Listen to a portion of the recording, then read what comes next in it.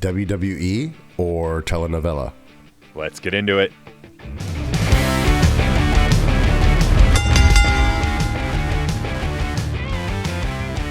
Welcome back to Post-Match Panic. We are talking Monday Night Raw for February 16th, 2026. Jesse, we're in Memphis, Tennessee this week. Memphis. We're in Memphis. Get some good barbecue and get some food and country music. Shoot. Where's the king? Man, I don't know. He's alive somewhere. No, he's hanging out by the pool. Yeah. Yeah. All right, man. We had this week the Usos were set to open the show, so immediately I was like, all right, we're sitting here for 10 minutes. Yep. But that's not what happened, man. Sure didn't. Paul Heyman, immediately just tries to interrupt, tries to do his intro. The crowd wasn't having it, which was funny. I don't think that was planned. But he just had to keep doing his ladies and gentlemen over and over and over. Paul Heyman's pissed. He loves it, though. Let's be 100%. real. Yeah. He loves it. Yeah. The Yeet Fest got interrupted. Crowd was not having that. Well, okay, yes, but for the reason why, I would rather have the Yeet Fest than have that fool Logan Paul on the mic any day of the week. Yeah, because whatever. I think Brian, you need to go to therapy for your hatred for Logan No, Paul. okay. Here's the thing. We talk about in-ring and mic skills, like being like that whole thing. Logan says the same thing every time he's on the mic. The city they're in is the dumbest city they're in. Yes. He's the best. And now, okay, great. He sold a Pokemon card. Great. No one cares what you do, Logan. Is that what he was talking about? Yeah, there was some stupid thing the day before where he had some necklace bordered Pikachu card that he sold for I don't know, however much it was, but I keep saying numbers. $17 million. Yeah, I said I heard 13 and a half. They were saying 16, and who gives a crap? Go do your shit somewhere else. Well, Logan. He probably stole it from some kid too. He probably did. Who said Prime sucked, which it does. But it does suck. It's so it really gross. does. It's the grossest thing on the planet. Oh, it's so gross. It's just salt water. I mean, just Logan has no business being in this industry. He's horrible in the ring, out of the ring, on the mic. I disagree on he's not horrible in the ring. I think he doesn't do anything in the ring. Well, he sits there, does three things, and then gets out so somebody else can do something. Well, that's a part of his shtick. Yeah, okay, that's a shitty shtick. So Brian needs to go see therapy. We're going to start a GoFundMe page for Brian so he can go see a professional trauma therapist. I don't see the appeal at all. Come on. There's so much better people out there that deserve to be in the spotlight. Why are we giving it to somebody who paid his way to get on the show? That's what it is. Well, he puts butts in seats. It's all about the money, Brian. No, you can't put butts in seats because no one can afford to go to these damn shows anymore. It's true. We were going to go to a show in April, and I think the nosebleeds at Golden One Arena in Sacramento for Monday Night Raw in April was like $250. Insane. $250 for the top. There's not a bad seat in Golden One, but $250. Yeah, come on, bro. For one person, you can't take your family. $1,000 to take your family to a 3-hour show. Come on. Nope. No. Unsubscribe. No, you can get Hamilton tickets for cheaper than that. People still watching Hamilton? I don't know. I don't pay attention to that. So anyway, WWE. That's why we're here. So Heyman's fired up about the Masked Man, right? Yes. And allowing LA Knight to qualify for the Elimination Chamber because the Masked Man stomped Theory's head off before he took off. And, Heyman's just not having it. Pierce comes out, and Theory says Pierce is the one who screwed him out of the match. If it wasn't for Logan and Bronson, Pierce says the Masked Man would have been taken care of by his security. So there's a lot of animosity. Vision thinks that Pierce is in on it. Pierce is trying to convince them that, hey, he's just as big of a problem for me as he is for you. So let me handle it. But the Vision just can't keep their hands behind their backs and let Pierce do his job. The Vision is incapable of just existing. They have to stir the pot. Yeah. Well, I mean, that's kind of what the whole premise of the Vision was with Seth Rollins. So I don't know. We'll have to see. But we get our boy LA Knight interrupting Adam Pearce. Coming out here, which, I mean, you know, we talk about being good on the mic. LA Knight has some of the best, like, sound bites, I think, of anyone right now. Praying to the sweet, filthy Lord to please put Bronson in the Elimination Chamber so he can stuff his fat head through those bars and kick him square in his ass 40,000 times. 40,000 times. And I think he called them turds as well. He did, and he also calls Logan a simple-minded, broccoli-haired bitch. Yes, which prompted Logan to take off his headband, which exaggerates the broccoli hair. 100%. And he's not wrong either. So yeah, that broccoli hair, simple-minded broccoli hair. Oh, great. He's not wrong. I think that's, I think he's accurate on all fronts of his conversation on the mic with the so-called Vision. Yep. And all this time, the Usos are just standing in the stands. Yeah, do just you think chilling. they're chatting it up with the fans around them? They had to have been. Yeah. Every time they cut to them, they were looking at the ring. But a part of me is like, man, if I'm sitting there, I'm chatting up with these homies. Yeah, I mean, they're not doing anything else. I don't think they ever got on the mic until, you know, the end or whatever, when they were talking about the match that was going to happen. So, Pierce makes the match official between LA Knight and the Usos versus the Vision. 6-man tag starting right now. Right now. So we get that match happening. So the Usos and LA Knight don't necessarily get along, but they can put their differences aside when they're going up against a common enemy. So we had like a enemy of my enemy is my friend thing happening. Yep. And if you didn't watch live, or if you have Netflix with ad breaks, you didn't see a lot of the in between stuff. I figured out that's when they show that. Yeah. Because if you don't watch live, it just skips the ads no matter what. But if you're watching a little bit delayed, or if you're watching live, you get to see the stuff in between. So we got a little yeet happening in the crowd between the Usos trying to get Bronson Reed to go down, which is a feat in and of itself. He's a big boy. Yeah. But when the match actually started, Knight got destroyed for like 10 plus minutes, dude. Yeah. Why does WWE like to beat up on LA Knight, then? I don't know. I just let the man, give the man his flowers. Let the man have a run. Let him have a run. Let him have a run. I know he's in the chamber, but we all know he's not going to win. No.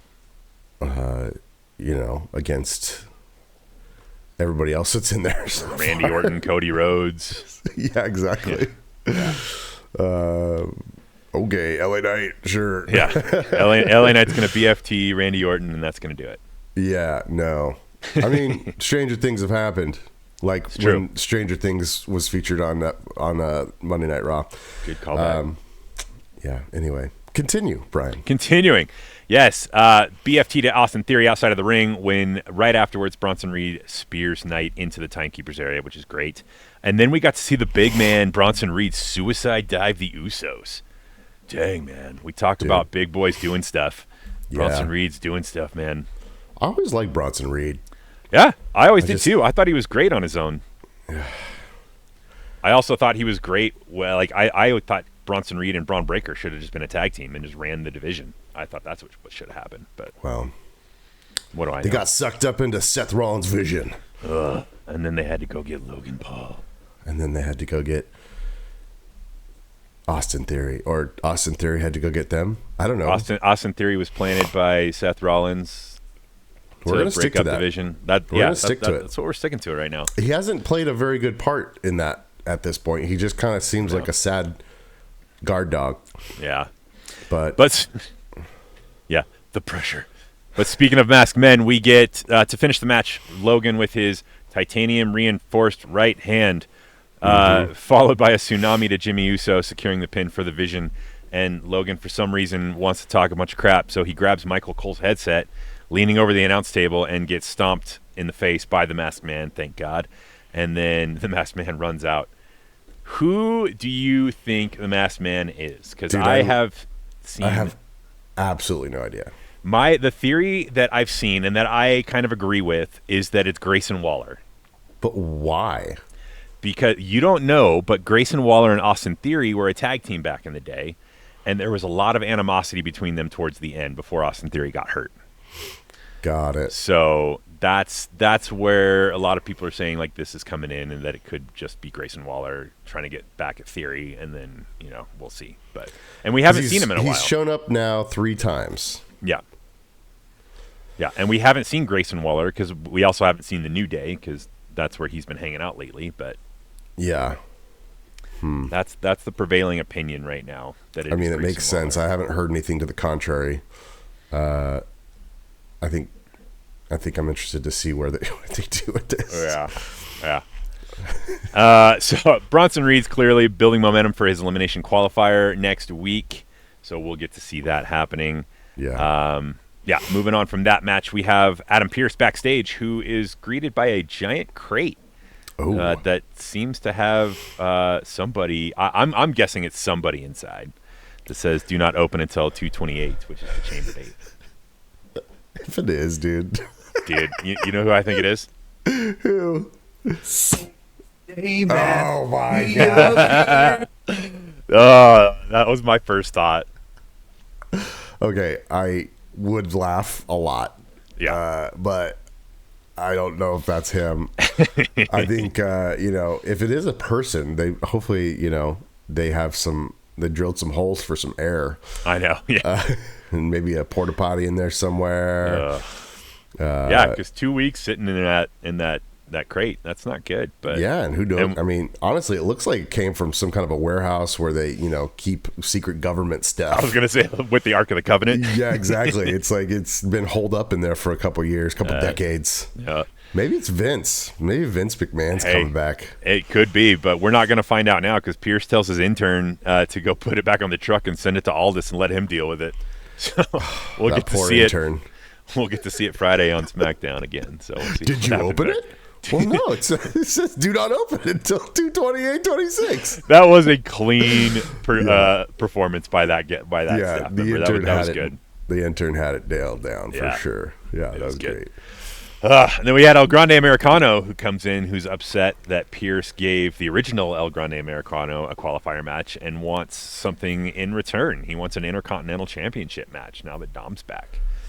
So Pierce says he's not going to give it to him, but he'll give you a chance to qualify. So we set up that number 1 contenders match later tonight. Yep. We get a video package promo for Natty, Bayley, and Asuka promoting their match for tonight.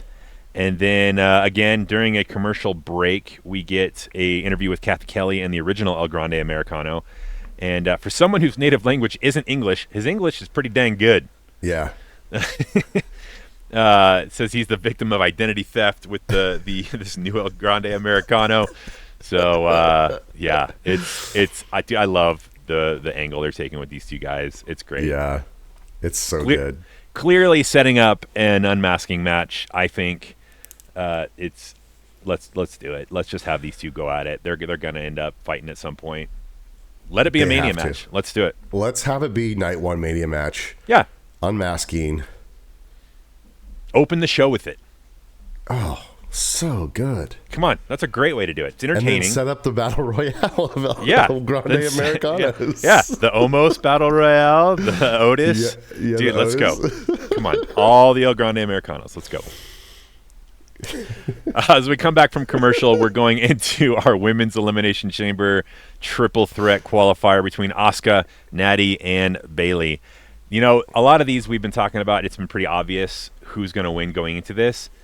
You didn't know. I didn't have that here. I think every single one of these women have storylines that aren't really progressing. Yeah. Natty, I would say, is the only one with something going on, but it was kind of sidelined with the whole Becky AJ Lee thing happening. Yep. Because she was she turned on Maxine so she could go for the Intercontinental Championship, which now AJ Lee and Becky are doing that. So, we'll see. Bayley and Asuka do have history, though, in Damage Control. I'm not sure if you were around for that, but they were in a faction with Kyrie a while back, and they ended up kicking Bayley out. So, and Io was a part of that as well. So, dang, before the Kabuki Warriors took flight. Well, the Kabuki Warriors have always been a thing. That was Asuka and Kyrie's tag team, but they were part of Damage Control as a faction. There was another woman in there. I can't remember her name, but she's no longer with the company. Got it.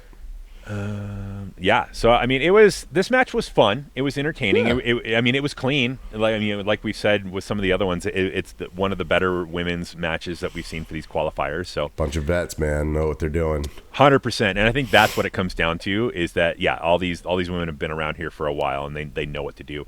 I'm not sure what that move is called. That where outside of the ring where Natty like grabbed Bayley's legs and drove her in like over her head into the ring post. Do you remember that? Yeah, dude, that was bonkers. I don't know what it's called, but I mean that doesn't look comfortable. I'll have to go back and watch. Yeah.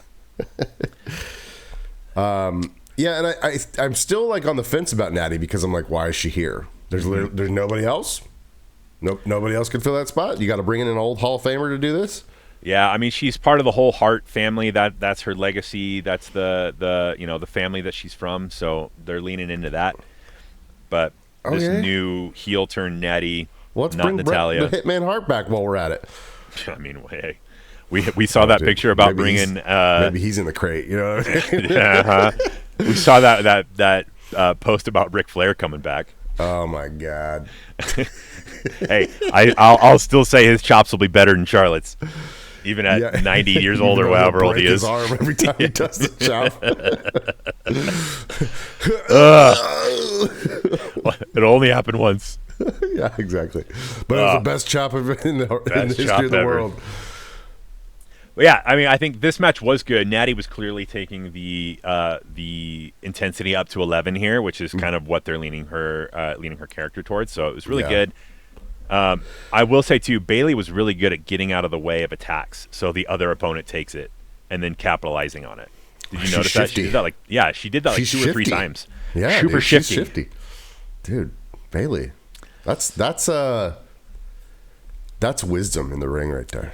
That's that veteran mentality we're talking about. That's exactly right. So good on Bayley for that, but unfortunately for her, it wasn't enough to get out of the Asuka lock. No. Asuka was able to submit Bayley and make her tap in the Asuka lock. Asuka qualifying for the Chamber alongside Tiffany Stratton, Rhea Ripley, and Alexa Bliss. Dude, this Chamber's looking stacked, man. There's a lot of really good talent in there. Yep. I'm excited to see who the next two are going to be.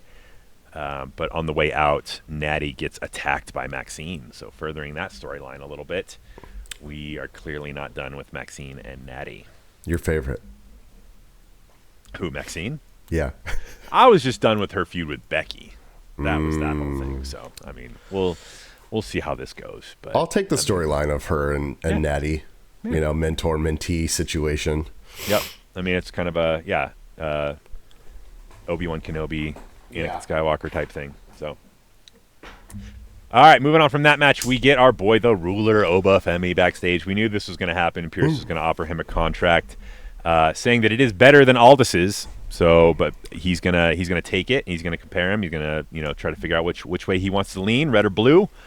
We'll have to see. But on the way out, Rusev gets up in his face a little bit. So, dude, what? Can we just talk about that for a second? Sure. I know this is a classic sports entertainment move, but what if I just walked up to you while you were in the middle of a conversation and just mean mugged you, and then I didn't say a freaking word. Nope. You looked at me and you just walked away. I was like, what? And like, see you later. And especially like if I'm a head taller than you too. Exactly. I'm just like, what are you gonna do? It's like, what is that about? I was watching it with my dad last night, and he's like, "What? What was that?" I was like, "It's just it's part of what this is. Yeah, this thing we call wrestling." Yeah. All right. Well, we'll have to see. I know we've got two different kind of feuds that potentially could happen between Oba and somebody on either the red or the blue side. So we'll see you next week. Would you rather take Oba and Kit Wilson or Oba and Rusev? I think long term, solidifying Oba as the powerhouse that he is, I would say go Rusev. Okay. I would say for entertainment value, go Kit. Because that's going to be the more entertaining match. Kit's on a rise right now. So he's got the whole toxic storyline and everything there. This will be their third time face to face. Yeah. You know, in the past few weeks. So for the entertainment value, I would say that. Yeah. But you know, I would say if you want Oba to be the ruler of the company, the ruler that he is, solidify yourself by beating Rusev, who is no slouch. He is definitely no slouch. No. All right, now we are going to our interview with Michael Cole and Liv Morgan. Liv, who still hasn't chose her opponent for the WrestleMania as the Royal Rumble winner. But as the interview starts, Dominik comes in because he's just there to support his girl, right? Yeah. And Cole just goes right to it. No mincing words, no small talk, nothing. He just like, who are you going to pick? And she teases it a little bit, and then she's like, no, I'm not going to rush my decision. Yeah, why did she rush it? No, dude. And then we switched over to the telenovela channel. Stephanie Vaquer comes in and sits next to Michael Cole and just starts speaking Spanish. Little flamenco guitar in the background would have been nice, to be honest with you. And like the little close-ups of everybody would have been good, and maybe a slap here and there would have been fun. Some gasps, but Dom starts translating quietly, and I mean, you said it. I think before we started recording, we talked a little bit about this. You said that the facial expressions of Liv really were what was telling the story there, 100%. which was good because as a viewer and a non-Spanish speaker, I was taken 100% completely out of this whole segment. I had no idea what was happening other than the fact that you could just slowly see Liv start to cry and show emotion. She was getting upset. Yeah, I picked out a couple words here and there that Dom was saying, but couldn't hear a word. Thank you for sending me that Reddit thread this morning that had the subtitles on there because I was actually able to, go back and enjoy that segment. Yeah. But, I mean, if you're going to translate it, let us hear it. Either take Stephanie's voice down and crank up Dom's or figure out a way to do live subtitles. But I think it was on purpose, dude. I think they wanted it to be a very emotionally driven segment. And I think they did it right, even though like it wasn't for us, but it was in a weird way, because it was WWE that put it out with subtitles on their socials. Okay. So, they clearly wanted you to eventually hear it, but I think it was one of those things where it's like, you just need to experience this live, and Stephanie was in it. Oh, 100%. Yeah, nothing against her. She was passionate, dude. Yeah, yeah, 100%. Yeah. So I think I think it was on purpose that Dom wasn't supposed to be, audible to us because he was just talking to Liv and trying to translate. And so, yeah, I mean, for those of you that haven't watched it, go check it out on the WWE Instagram. It's there. But essentially, it was like, Liv has only made it because she's been in WWE, gave her everything, where Stephanie has worked around the world to get to where she's at. And she's had to fight for it. So the fact that Liv's treating this like it's like a game essentially is annoying to her. To Stephanie is kind of what it seemed. Yeah. I mean, good. I mean, and good on her for that. Like, it was definitely more impactful, her saying it in Spanish, than if she would have tried to do that same thing in English. So I think it was the right call doing that. And, I agree. I think, the facial expressions of Liv was the storytelling for us. Yeah. And seeing that kind of got to her in a way. So, they could have easily made that a work, because we do see them backstage later and Liv still showing those emotions a little bit. So clearly it got to her. We'll have to see how that handles going forward. Do you think she's still do you think that is going to cement the deal for her against Steph? Dude, so what I think is going to happen, and I know I've said different things here and there, but I was trying to remember what my official what I want to happen is going to happen type of thing. So Raquel has her qualifying match next week. Yep. I don't think Liv makes a choice until after Elimination Chamber. And I think Raquel goes in, wins Elimination Chamber, and then they feud on who they're going to pick. Because now they each have a choice of who they're going to pick. And usually, Elimination Chamber just gets whoever is left, because by that time, whoever won the Rumble has chosen who they're going to face. But we're 10 days away. That's 3 shows away from Elimination Chamber, and Liv still hasn't said anything. So, well, and I think it's interesting too because there's history with Raquel and Stephanie. Yeah. And so if Raquel's like, no, I want Stephanie, and then Liv's like, well, no, I think I want Stephanie. Yeah. You know, what's going to happen there? They got to have a match they got to have a match to see who gets choice. Yeah. That'll be interesting. That'll be a first, I think.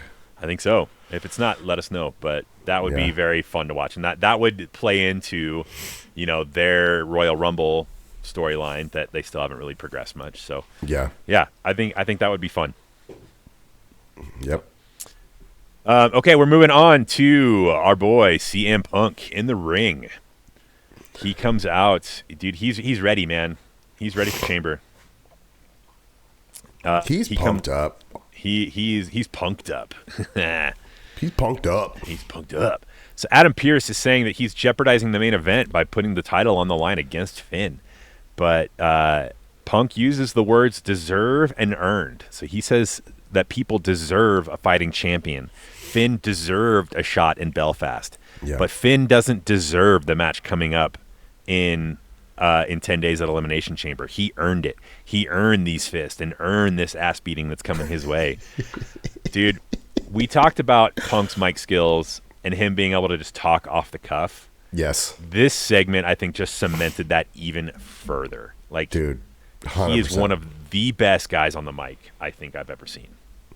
QB1, man. QB1. Yep. Hands down. Let's do it. Yes.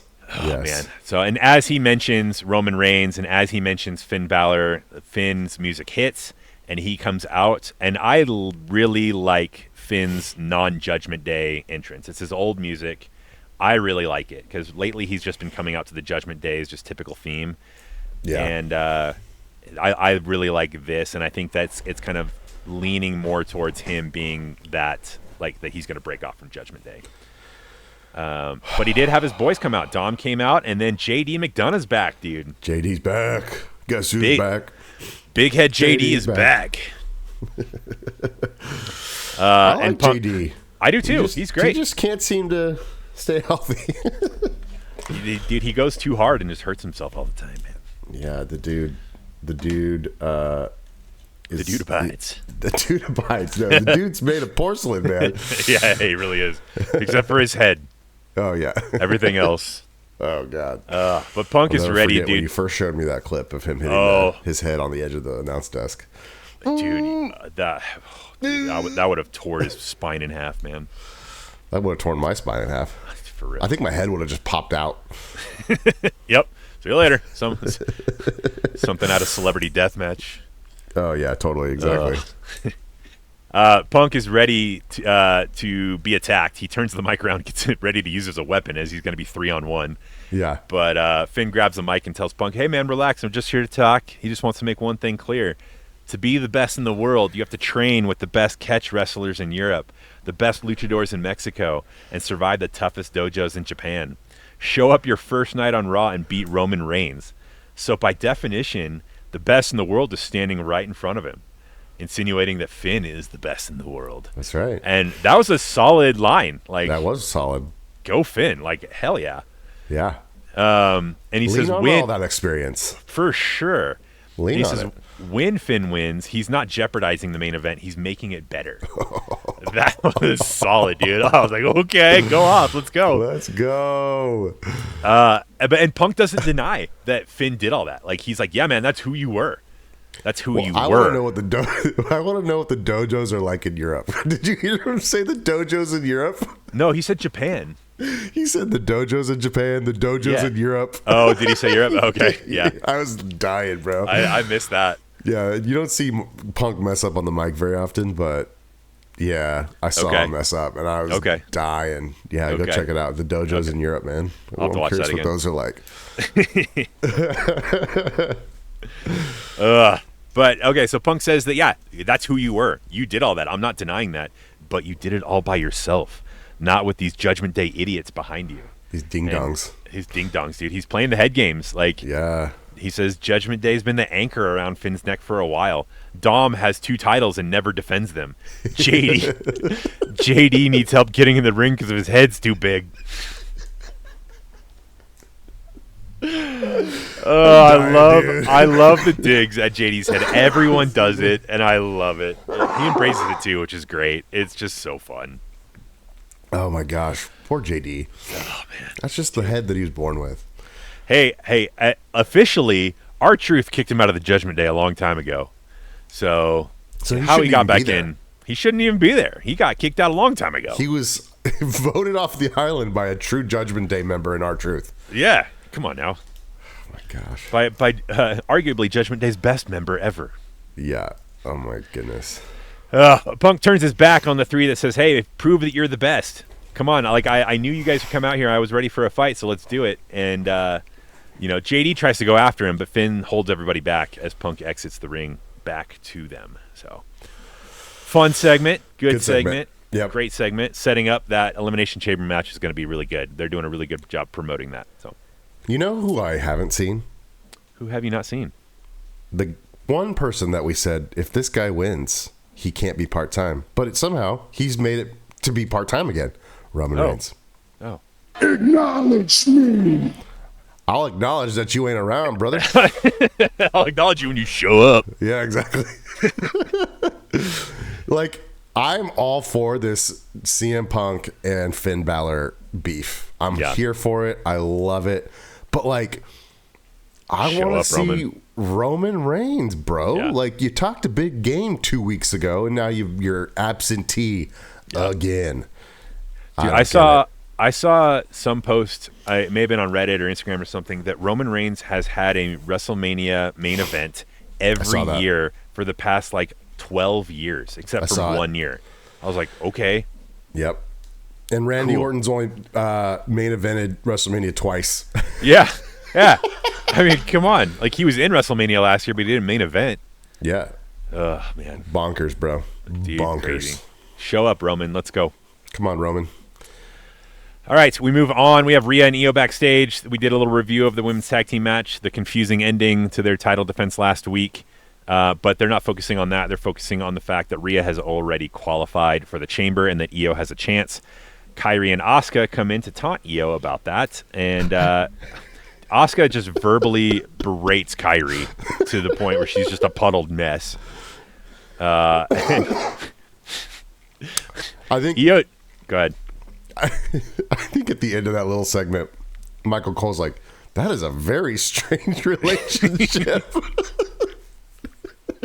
Yeah. Which just embodies the whole thing. Like, that's what everybody's thinking. And then Michael Cole's just says what everybody's thinking. Man of the people, Michael Cole. He really is. He's the GOAT. Io tried to comfort Kairi, but in true Asuka fashion, yells at her to get her Kairi! And she gets her little anime sound going, and she runs off. Oh, gosh. It'll be really interesting to see how that ends up. Yeah. Word is Kairi's still trying to get on that golf cart. Dude. She was still chasing, yeah. She's still chasing. They just took a break for this segment, but that's where Asuka went to go get on that cart. Oh, my gosh. Yeah. Crazy. Moving on, we get to our Intercontinental Championship #1 contenders match. El Grande Americano versus somebody we don't know until his music hits. Our boy Penta. Cero Miedo. Dude, we got some lucha action happening. I loved it. So good. I loved it. I'm so glad that Dom is back, though, because it gives a chance for these guys to actually, fight for something.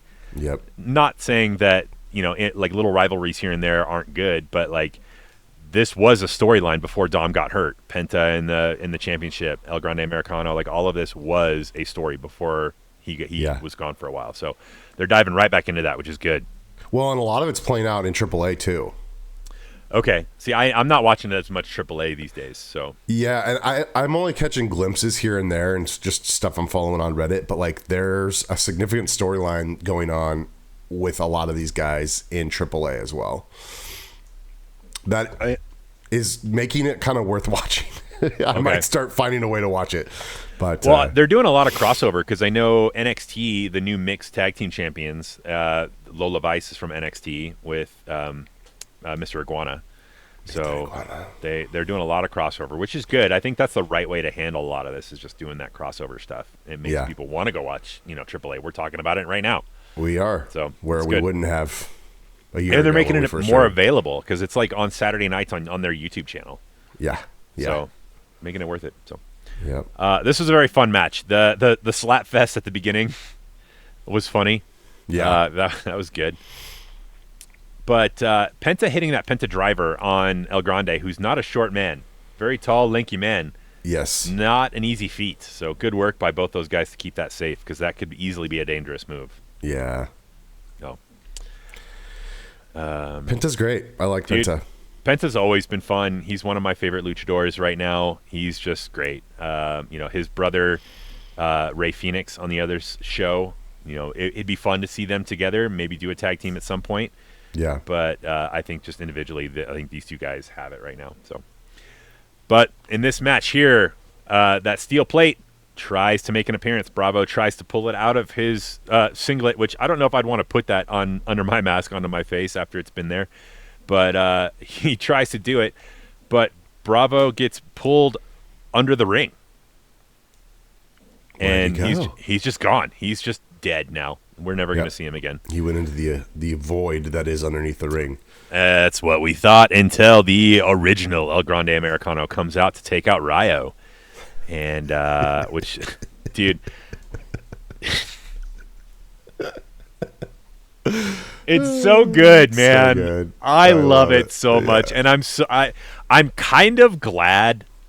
I mean, I don't wish injuries upon most people, but I'm kind of glad that injury happened and that it wasn't serious, but it allowed for this other character to come out, this other El Grande Americano to come out, and then Americanos, and allowed this feud to happen, because I don't think they necessarily would have done it without that injury. Oh, there's no way. So this is one of those things where like a plan B really took off. Thanks, not Chad Gable for getting hurt. Yeah, I'm glad you're better, but yeah. But the distraction from El Grande Americano allows Penta to hit a beautiful springboard Mexican destroyer, which was so crisp and so clean and very cool, which allowed Penta to get the pin and become the #1 contender for the Intercontinental Championship. Yep. And we almost got an unmasking after the match, dude. Did you see that? I did. It was close. It's happened a few times now. There's almost been an unmasking. I think this is the closest it's ever been, though. Oh, really? Yeah, because, I mean, that thing was like halfway off before Ryo and Bravo were able to get him out of there. Yeah. No. They're teasing it. They're teasing the unmasking match. They are teasing it for sure, so we'll have to see. But Penta and Dom back at it again. These guys will finally have their match, and they will fight for it. And, we'll see how that goes.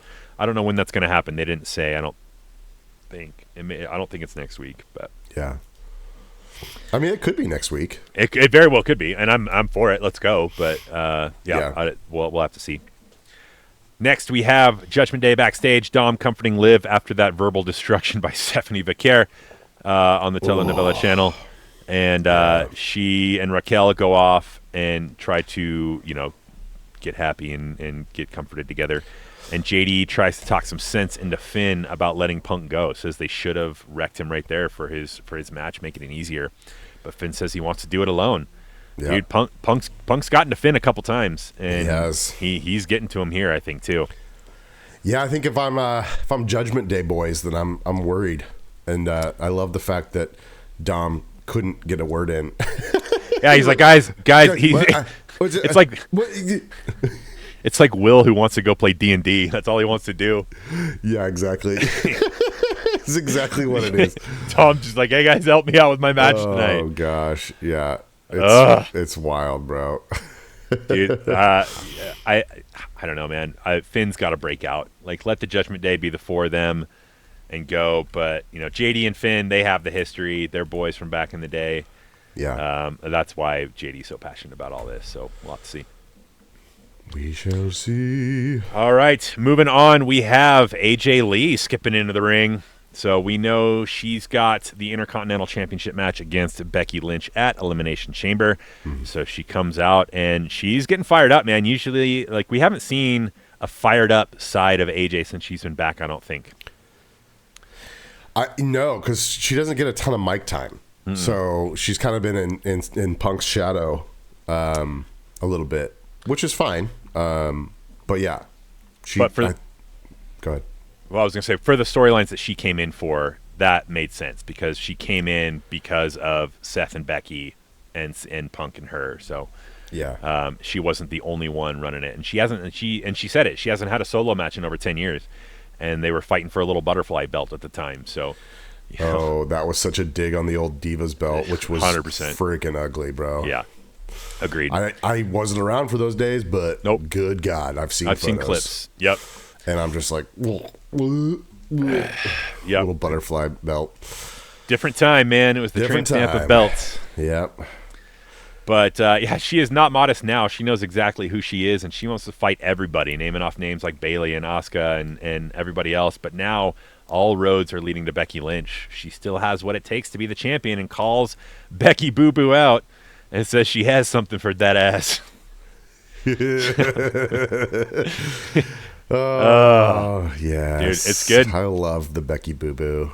Becky Boo Boo, man. So Becky comes out, says AJ doesn't deserve the match. And AJ calls Becky Boo Boo into the ring. But okay, I don't understand. Maybe it's something behind the scenes. Why is everyone chanting "whoop that trick"? Do either of these two have anything to do with Trick Williams, or is it just a generic chant that people have started doing now? Dude, I was asking the same question. I have absolutely no idea. The only thing I can think of is that they are starting to use it as a generic term, like whoop on her, whoop on him, whatever it might be. Whoop that trick. I don't know. But I mean, if Trick Williams came out, what would that do? They're like, oh, what's up, ladies? Yeah, that's the only thing. The only time I've heard it aside from this that Trick Williams wasn't a part of was when Lash Legend came out and was doing something, which makes sense there. I found out because they're dating outside, in real life. Trick and Lash. I didn't know that. I'm pretty sure they are. Wow. Okay. Which makes sense because a lot of times people will do that for hooking up down in Florida. Yeah, of course. Classic. So, but I didn't understand why Whoop That Trick was happening here. So if you guys know, let us know. Yeah, let us know. It didn't make sense. But anyway, AJ is not scared of Becky at all. Like, she puts her hands behind her backs and says, "Swing, Becky, swing." And Becky is like, "I'm not going to play your games." And clearly Becky's scared. That's the route that Becky's going. Like it. Nope, she's in her head.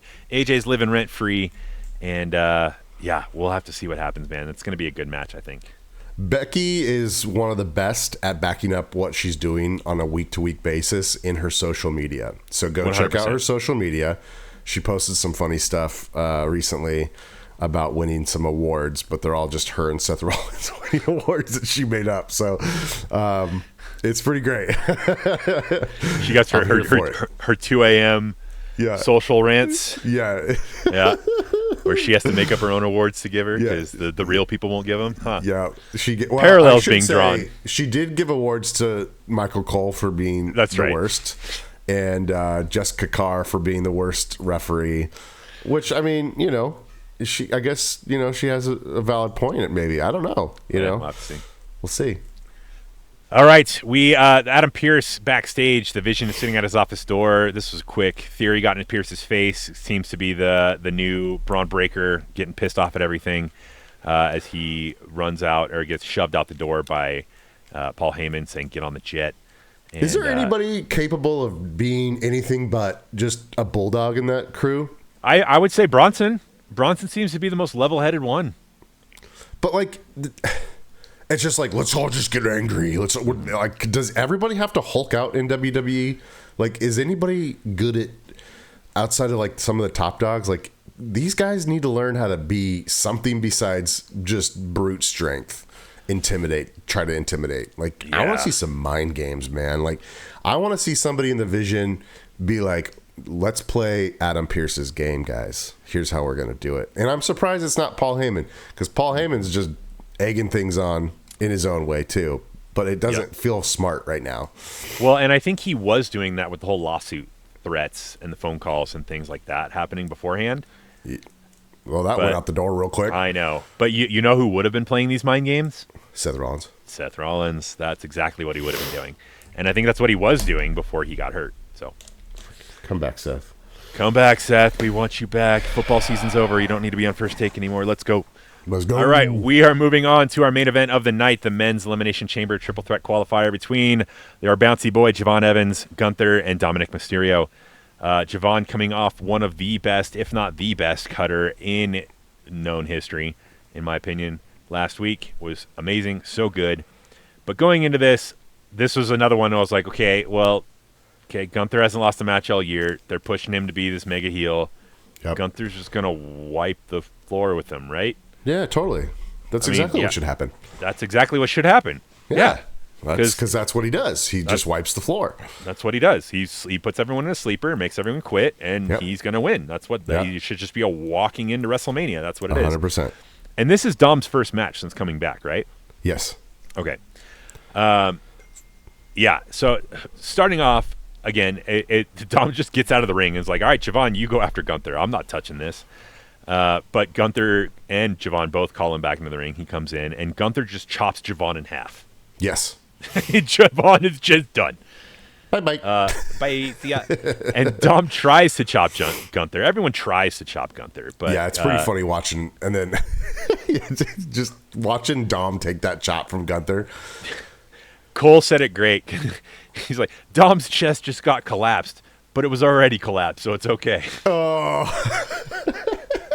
Another little dig at Dom's physique. Burn. So good. Burn. And then just the destruction by Gunther just kept going throughout the match. There were sleeper holds. Outside the ring, Dom got whipped into the barricade multiple times.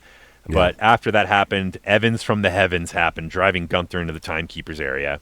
So good. And then we found out during a commercial break that Dom did take the bell hammer to possibly use later. He set it up on the steel steps outside the ring, which has been his MO for a while before he got hurt. He was always trying to use that hammer for something. And then he Gunther, loves that hammer. It's his little buddy. His hammer, it's hammer time, right? It's hammer time.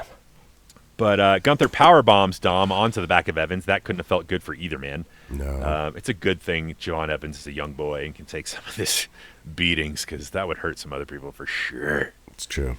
But I think that's what Javon needed to start getting fired up, because he was getting fired up and doing work to Gunther for a bit there. Yeah. But Gunther's no slouch. Javon went for the OG cutter, and Gunther stepped back a couple steps and just put him right into the sleeper. That should have done it, right? You would think, but then Dom came up and broke it up with his little frog splash. And he's like, all right, it's hammer time. So he goes for the hammer. But Gunther saw it. And he was like, nope, not happening. Takes it away. And then once he does, dude, someone rose from the dead. Yes, they did. Dragon Lee jumps off the timekeeper's area with the bell and smacks Gunther in the face. Somehow, Dragon Lee survived that hanging he took a few weeks back. Yep. And has now taken Gunther out of this match completely. Gunther's just done, surprisingly. Adios, amigos. See ya. So Dom hits Javon with a 619 and goes for the splash. But as he's going for the splash, Javon hits Dom with a clean cutter and gets the pin. So our boy, Javon Evans, bouncy man himself, the OG, Going to the chamber. Dude, Going to the chamber. Just had this thought. OG cutter from the top of one of the pods in the chamber. It's happening. Bro. I'm calling it. It's going to be good. But nothing's going to be as good as when he did it to Bravo Americana. Not at all. No, that's still going to go down as the best. He's going to do it off of it. Randy's going to RKO him in the middle of it. Off of another pod. Oh. Let's see it happen, dude. I want to see him try to OG cutter Cody Rhodes, who is going for a Cody cutter off the ropes. Oh. And then Randy Orton RKOs both of them. Bro. Let's see it. Come on. Figure out a way to make it happen. Let's see it. That'll be the best thing I had ever seen if that happens. Yeah. Goodness. Well, I think this, cemented Javon as like a top dog already. Yeah. Mm-hmm. Like he has the skills. Mm-hmm.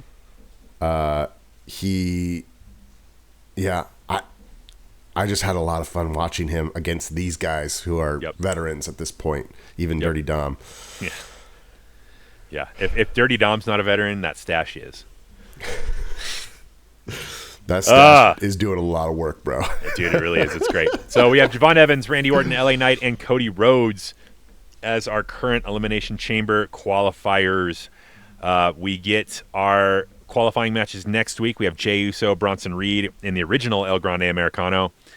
The Vision's going to have something to do with that, I would guess. Sure are. Trying to get Bronson Reed to do that. I would say we're also going to see Jimmy and LA Knight probably interfere as well, or try to break up that interference.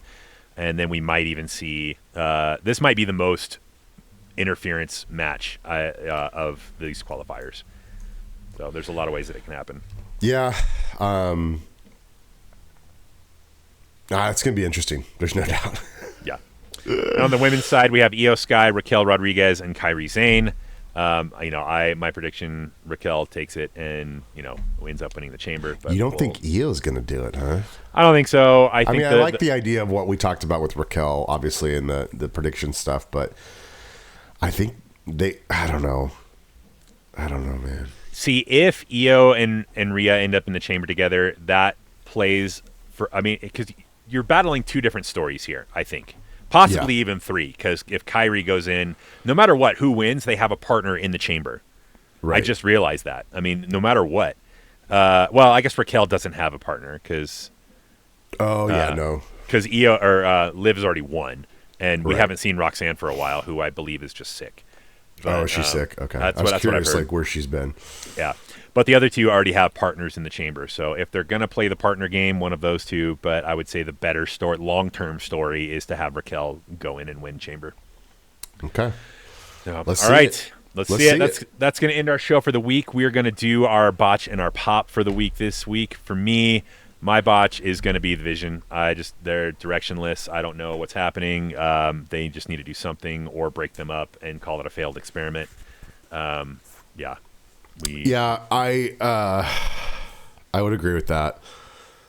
It doesn't make sense, but I think my botch is actually, I think I would have rather seen JD and Dom try to go after Punk. Like I think I would have liked to see that, and then that drive more of a wedge between Finn and them, because Finn wants them by himself, but and they're like defying him, but they're also trying to stick up for him. I think if they could have gotten through and tried to actually attack him, I think that would have been a little bit more interesting to me. Interesting. I think that's what's going to happen at Chamber.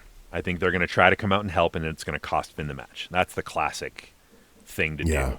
That's true. And that could be what they're going to do. They could have done that tonight, though, and you're right. They could have, and it not actually affect anything down the road still. But I don't know. Yeah, we'll have to see. As we say, we're just a bunch of nerds on YouTube. Yep, that's what we do. Yes. And for me, my pop of the week was Javon qualifying. It could have been so easy to just give it to Gunther and call it a day, but to have the OG come in and continue his rise, I think this is the right way to do it. I don't necessarily think he's going to win the chamber, but having him get on that main stage, I think is going to be good. So. My pop was the intern saying, I haven't opened it because it says don't open it till 2/28/26, and then Adam Pearce looking completely dumbfounded. So that was my pop. That was good. Yeah. All right. All right, guys. Thanks for watching this week's episode of our review of Monday Night Raw here at Post Match Panic. If you got any comments for us and the crazy, stupid things we've said today, just throw down a comment, and we'll try to get back to you. And thanks for watching. We'll see you guys later.